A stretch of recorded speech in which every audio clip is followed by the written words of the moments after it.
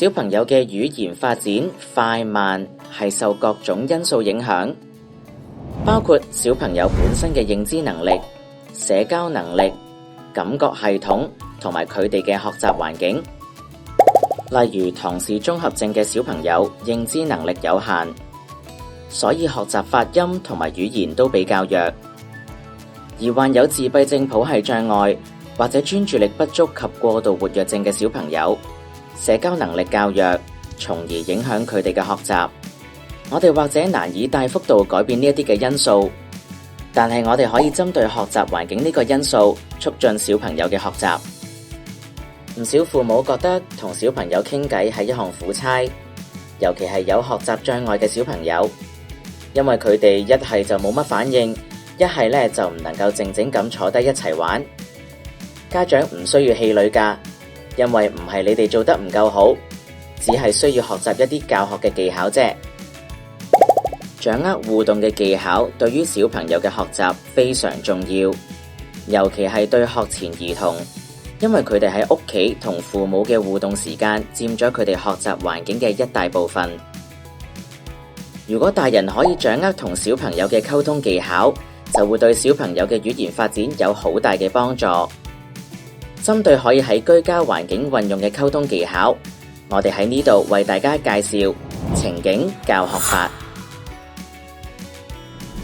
情景教學法着重大人觀察小朋友嘅行為，然後加入互動元素，一共有3個主要步驟。第一個係提問加示範，第二個係延宕，第三個係隨機教學。呢啲步驟大人都可以喺小朋友嘅日常活動裏面運用出嚟。至於點樣運用，我哋會喺下一節詳細說明同埋提供示範。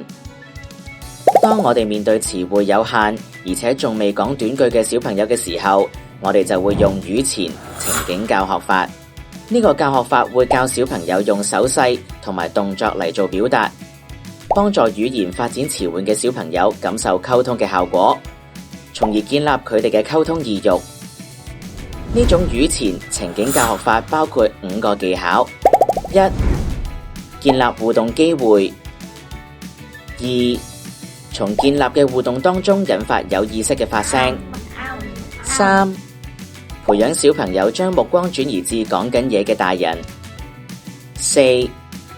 建立小朋友使用手勢溝通嘅習慣； 5. 綜合1至4嘅技巧嚟開始溝通。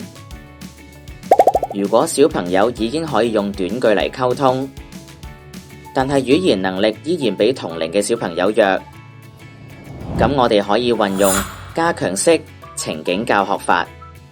除咗提問加示範、延宕同埋隨機教學之外，我哋仲會加入環境設置同埋回應互動2個新步驟。加強式情景教學法係令小朋友感受到運用口語之後所帶嚟嘅好處，例如得到佢哋想要嘅嘢、被稱讚，或者係可以解決佢哋遇到嘅問題等等，令佢哋持續發展語言能力。